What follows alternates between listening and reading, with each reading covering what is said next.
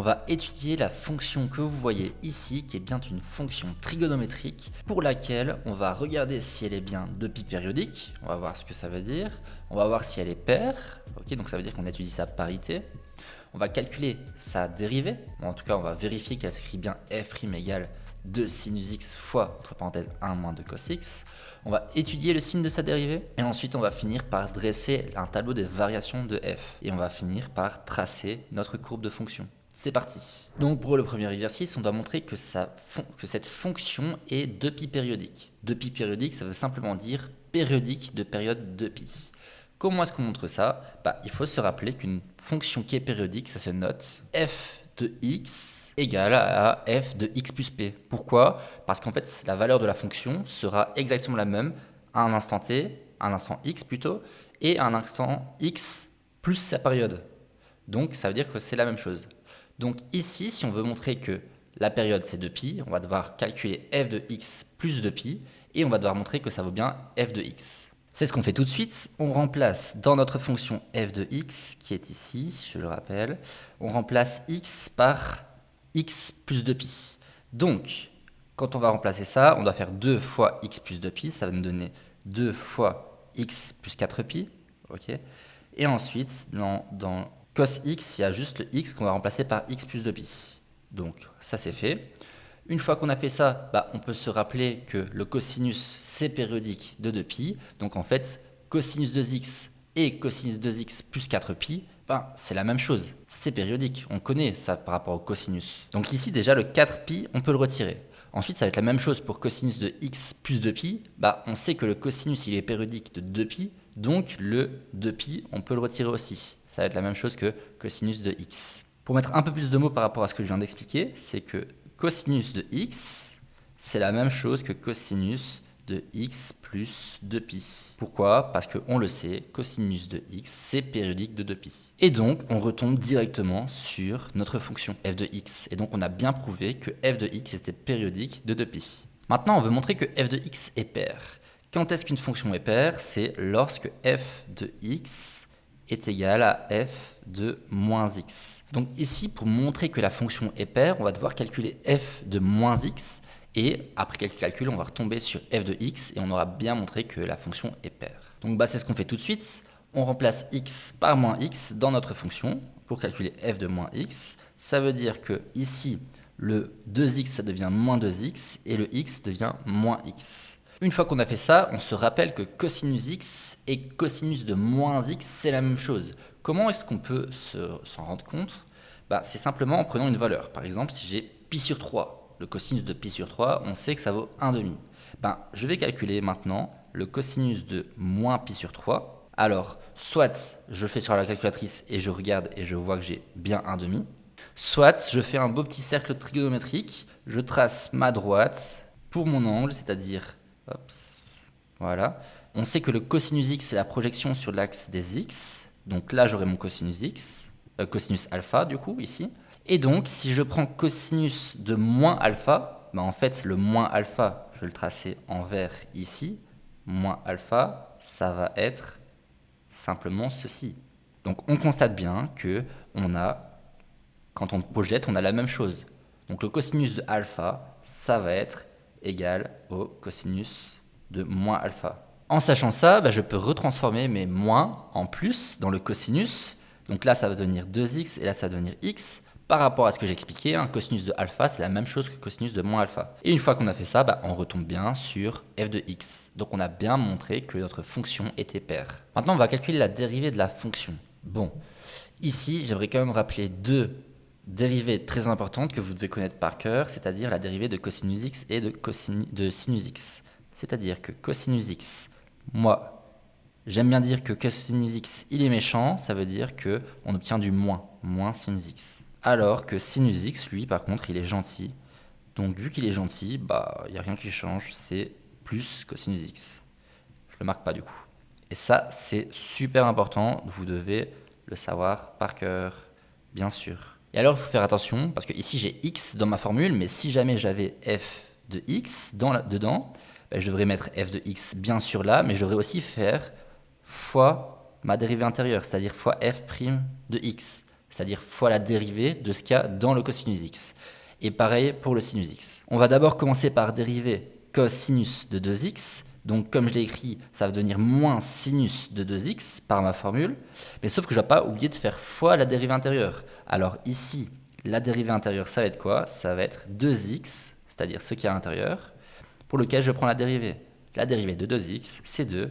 Donc on retrouve bien le 2 qui est ici. Maintenant, on s'occupe de la deuxième partie, moins 2 cosinus x. Ben, là c'est évident, cosinus x ça devient sinus x. Cosinus x ça devient moins sinus x, donc le moins devient plus, et le cosinus x devient sinus x, et on laisse le 2 qui y a devant. Maintenant c'est bien beau, mais on veut retomber sur f de x, et on ne l'a pas encore. Alors là, va falloir utiliser des formules trigonométriques, qui sont toujours importantes à connaître, et une formule qu'on pourrait utiliser, c'est une formule pour changer le 2x en x. Et alors ça, il n'y en a pas 10 000, c'est sinus. Donc, hop, je mets une flèche, de 2a, c'est égal à 2 sin à ça. On applique cette formule, donc le 2 qui est devant devient 4 parce qu'on doit faire x2, puis on a du sinus x cos x, notre fameux sin à ça, et on remarque le reste. Ce qui fait que si on met 2 sinus x en évidence, on obtient ceci, et c'est bien notre fonction f' de x qui devait être démontrée. Ici, on nous demande d'étudier le signe de la fonction, de la dérivée de la fonction f' de x. On le demande sur l'intervalle 0 et pi. Ça va avoir de l'importance. Bon, qu'est-ce que ça veut dire? Ça veut juste dire qu'on commence en 0 et on va jusque pi et on regarde entre les deux. Vu que j'ai un produit de sinus x fois la parenthèse, je peux étudier le signe de 2 sinus x et le signe de la parenthèse. Donc je commence avec le signe de 2 sinus x. Alors je tiens à rappeler qu'on est entre 0 et pi. Et quand on a 2 fois sinus x, on peut regarder juste le signe de sinus x, ce sera la même chose. Je rappelle le graphique de sinus x et on voit que c'est toujours positif entre 0 et pi. Donc en fait, ça va être que du positif et donc on ne doit pas forcément faire attention au sinus x. Ce qui va nous intéresser sera ce qu'il y a dans la parenthèse, le signe de la parenthèse. Donc on va s'intéresser au signe de 1 moins 2 cosinus x. Alors pour faire ça, on va faire un tableau des signes, c'est-à-dire qu'on va mettre notre 1 moins cos 2x à gauche. Je regarde entre 0 et pi, sauf qu'il y aura peut-être aussi des valeurs entre deux qui vont annuler 1 moins 2 cos x. Donc pour ça, on va calculer, on va dire que 1 moins 2 cos x ça vaut 0 pour voir quelles sont les autres valeurs. Donc c'est parti, on fait passer le moins 2 cos x de l'autre côté, ça nous donne 2 cos x, et ça veut dire que 1 demi égale cos x. Et donc quand est-ce que cosinus de x vaut 1 demi? C'est quand x vaut pi sur 3.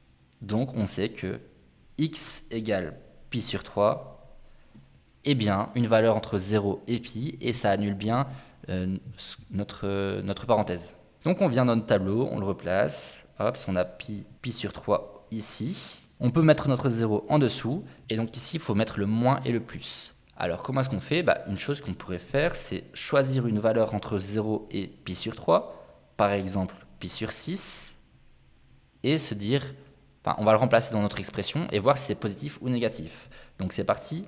1, alors je vais marquer tout en dessous.